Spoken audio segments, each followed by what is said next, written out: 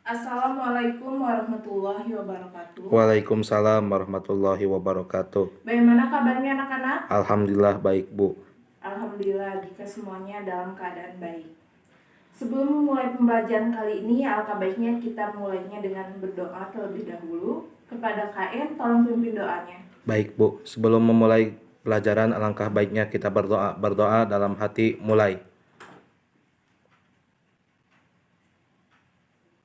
Selesai. Selanjutnya Ibu akan absen dulu kehadirannya. Ridwan. Hadir, Bu. Anak-anak, di pertemuan sebelumnya, apa kalian masih mengetahui apa yang kita pelajari di pertemuan yang lalu? Masih ingat, Bu? Ya, siapa? Saya, Bu. Baik, di Ridwan. pertemuan sebelumnya kita Sejarah mempelajari apa, kebudayaan Ridwan? Islam, Bu. Benar apa yang dikatakan oleh teman kalian, yakni Ridwan, bahwa sebelumnya kita mempelajari tentang sejarah kebudayaan Islam. Dan sejarah itu secara bahasa berasal dari kata sajaratun yang berarti pohon atau keturunan, di mana kita bisa melihat bahwa di Indonesia sendiri bahwa pohon diibaratkan dalam sebuah keluarga, maka yang paling atas adalah kakek neneknya, terus ayah ibu, terus anak-anaknya, bahkan sampai kepada cucu-cucunya nanti. Di sini bisa kita lihat bahwa sejarah adalah peristiwa yang telah terjadi pada masa lampau, di mana harus adanya tempat, waktu, dan sebuah kejadian. Tempat, waktu, dan kejadian ini tidak akan berarti jika tidak adanya seorang tokoh. Maka sejarah harus memiliki 3 aspek. Yang pertama, tokoh. Yang kedua, waktu. Yang ketiga adalah tempat. Pada pertemuan kali ini, Ibu harapkan kalian bisa memahami bagaimana kondisi masyarakat Arab mengenai kondisi politik, kondisi ekonomi, kondisi sosial, bahkan kondisi kepercayaan dari masyarakat Arab itu sendiri.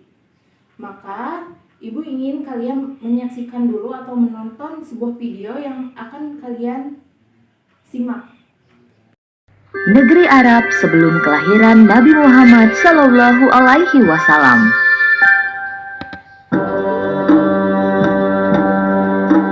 Adik-adik, sesungguhnya Jazirah Arab itu dahulunya merupakan daerah subur yang kemudian dalam waktu cukup lama mengalami kekeringan, sehingga berubah menjadi gurun pasir dan gunung berbatu. Tapi sebenarnya tanah-tanah subur masih ada kok, terutama di daerah pantai seperti Yaman, Yamamah, Hadramaut, dan Ahsa. Nah, di luar daerah-daerah ini, Jazirah Arab dipenuhi gunung dan bukit-bukit batu yang besar. Tidak ada sungai mengalir. Suhu udaranya pun sangat panas. Maka dari itu, penduduk Arab umumnya suka mengembara.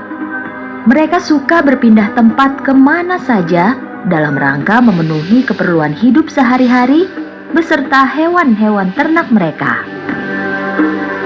Penduduk asli Jazirah Arab adalah suku Badui. Mereka adalah prajurit pengelana yang tangguh. Mereka berani bertempur dan sabar dalam kekalahan. Orang Badui juga terkenal ramah, senang memberi, dan sangat menghormati tamu. Jiwa mereka mudah terpanggil pada kebenaran. Adik-adik, kepada orang-orang inilah Nabi Muhammad Sallallahu Alaihi Wasallam diutus. Dan berkat bimbingan dari Nabi Muhammad, mereka akhirnya menyebarkan agama Islam ke seluruh dunia. Merekalah yang membangun umat Islam menjadi umat yang besar dan dihormati. Selain mengalami kemajuan yang pesat di bidang perdagangan, bangsa Arab juga mengalami kemunduran luar biasa, adik-adik. Itulah sebabnya mereka dijuluki masyarakat jahiliyah, alias masyarakat yang diliputi kebodohan. Jadi tidak heran kalau Allah Subhanahu wa Ta'ala sampai mengutus rasul terakhirnya di negeri ini. Orang-orang Arab pada masa jahiliyah amat percaya pada tahayul. Contohnya, jika mereka melihat burung terbang ke kiri, mereka percaya bahwa nasib sial akan menimpa mereka.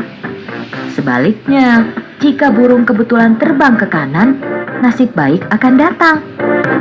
Kepercayaan seperti ini disebut at-tathayur. Selain itu, ada pula hal tahayul lain yang kerap dipercaya oleh mereka, seperti berikut ini. "Lihat, cincin tembagaku ini," kata seseorang kepada temannya dengan bangga. "Cincin ini adalah pemberian seorang dukun kepadaku. Tidak sia-sia aku memberinya uang banyak agar membuatkan cincin ini. Jangan coba-coba menantangku berkelahi ya sekarang. Berkat cincin ini, aku merasa jauh lebih kuat." Dan masih banyak lagi kebodohan serupa yang mereka perlihatkan. Adik-adik, masyarakat jahiliyah ternyata juga amat taat menyembah berhala-berhala dalam bentuk patung. Mereka tidak segan-segan mengorbankan binatang ternaknya. Bahkan terkadang mereka tega mengorbankan anak-anaknya sendiri demi keridhaan berhala. Meminum arak dan berjudi juga salah satu kegemaran bangsa Arab jahiliyah. Bahkan setelah Nabi Muhammad mengajarkan Islam pun masih banyak para pemeluk baru agama ini yang masih suka meminum arak. Maka dari itu, turunlah perintah Allah Subhanahu wa Ta'ala yang berangsur-angsur mengharamkan orang meminum minuman keras. Mencuri dan merampok juga menjadi hal yang biasa pada masa jahiliyah, adik-adik. Para perampok tidak hanya mengincar harta dan benda, melainkan juga orang yang dirampok untuk kemudian dijadikan tawanan dan budak belian. Terlebih lagi, mereka juga suka membunuh dan menyiksa. Begitulah kebiasaan orang-orang Arab pada masa jahiliyah. Selain pandai membuat perkakas, membuat obat, ahli astronomi, serta mahir bersyair, mereka juga mempunyai banyak kebiasaan buruk. Sangat disayangkan sekali ya adik-adik.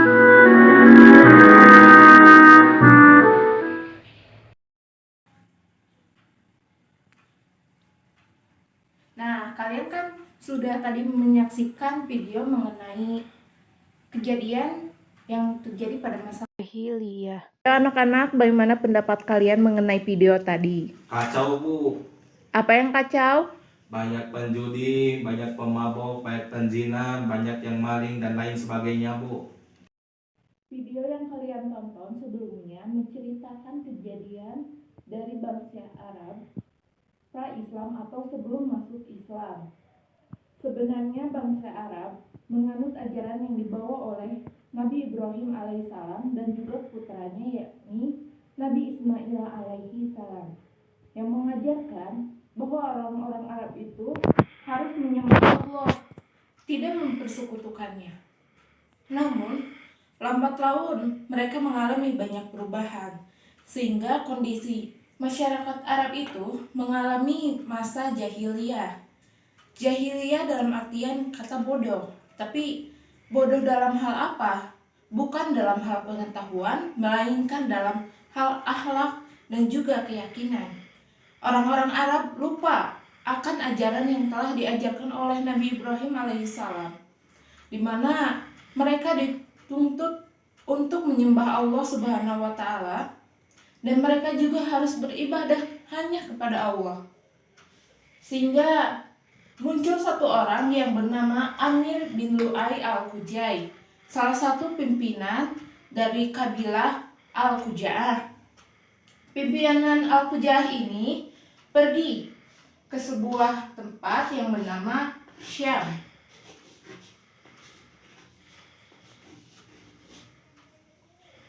Di Syam, mereka melakukan peribadahan yang berupa menyembah berhala, atau bisa kita bilang sebuah patung yang menggambarkan sosok orang, di mana di sana menganggap orang-orang yang telah tiada akan diambil ilmunya, tapi jika mereka bisa mempertahankan orang tersebut dengan membuatnya dalam bentuk patung, maka mereka bisa mendekatkan diri kepada Yang Maha Kuasa.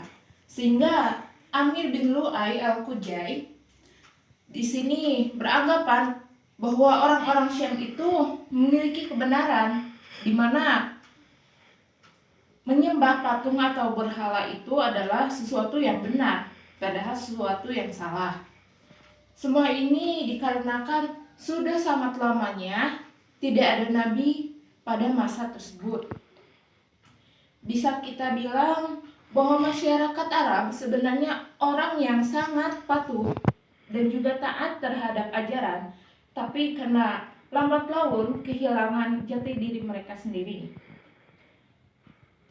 Bisa kita lihat bahwa masyarakat Arab memiliki beberapa pandangan terhadap beberapa benda dalam video yang sebelumnya, seperti pada batu cincin, di mana orang Arab mempercayai tahayul.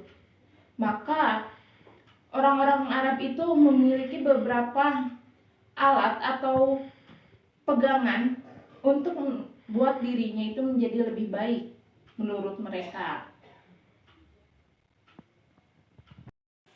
Masyarakat Arab yang terkenal akan kejahiliannya, di mana mereka kehilangan akan keyakinan dan juga akhlaknya, memiliki beberapa keyakinan, yakni menyembah berhala, menyembah bintang, menyembah malaikat. Mereka juga memiliki beberapa agama, yakni Yahudi dan Nasrani, serta mereka memiliki keyakinan juga akan adanya ruh, jin, dan hantu sebagai sesuatu yang bisa melindungi mereka. Kita lihat bahwa orang Arab di sini sungguh kehilangan akan keyakinan dan juga akhlaknya. Jika muncul penyair dalam suatu kaum, maka mereka akan menyambutnya dengan bersukacita, dengan mengadakan pesta yang besar. Para penyair itu selalu berkumpul di suatu tempat. Di antaranya itu adalah pasar, dan di pasar tersebut, atau kita bisa sering pasar Jukam, pada masyarakat Arab di perkotaan, mereka selain berdagang, bertani, mengembala, mereka itu juga memiliki penghasilan yang bagus. Namun bagi masyarakat pedesaan, mereka kebanyakan sebagai pengembala. Di masyarakat Arab ada yang bernama masyarakat Baduy. Masyarakat Baduy kebanyakan mereka tinggalnya nomaden atau tidak bertempat tinggal secara menetap. Nah, untuk pertemuan berikutnya Ibu kasih tugas ya, yakni kalian menulis apa tentang tahayul yang ada di bangsa Arab. Kalau sebelumnya dikatakan dalam video ada cincin yang diberikan oleh dukun atau penyihir untuk membuat mereka kuat atau membuat mereka merasa lebih kuat, maka kalian tulis lagi yang tadi tentang cincin yang diberikan penyihir dan juga yang lainnya akan tahayul tersebut. Di sini ada yang mau ditanyakan? Tidak ada. Ada, Bu. Apakah ada contoh yang dapat ditiru dari orang Arab? Ini kita juga bisa meniru akan hal-hal yang baik dari bangsa Arab itu sendiri. Orang yang berani, dia juga orang yang dermawan. Terutama suku Baduy yang hidupnya sederhana dan pemikiran yang sederhana bangsa Arab perlu kita tiru, di mana kita harus melakukan sesuatu yang terbaik bagi diri kita juga untuk orang lain. Alhamdulillah pertemuan kali ini berjalan dengan baik. Ibu harap kalian bisa menerapkan materi ini dalam kehidupan sehari-hari, terutama sikap yang patut diteladani dari bangsa Arab pada pertemuan kondisi masyarakat Arab pra-Islam. Untuk berikutnya kita akan mempelajari tentang dakwah Nabi Muhammad SAW di kota Mekah. atau bisa kita bilang dakwah secara sembunyi-sembunyi. Ibu harap kalian juga membaca sekilas tentang materi yang akan kita temui di minggu berikutnya. Dan Ibu juga ucapkan terima kasih karena kalian memperhatikan dengan baik. Semoga ilmu yang kita dapat lebih bermanfaat dan juga diridhoi oleh Allah Subhanahu wa Ta'ala. Ibu mohon maaf juga bila salah mengatakan sesuatu atau menyinggung kalian. Mungkin cukupkan sekian. Assalamualaikum warahmatullahi wabarakatuh. Waalaikumsalam warahmatullahi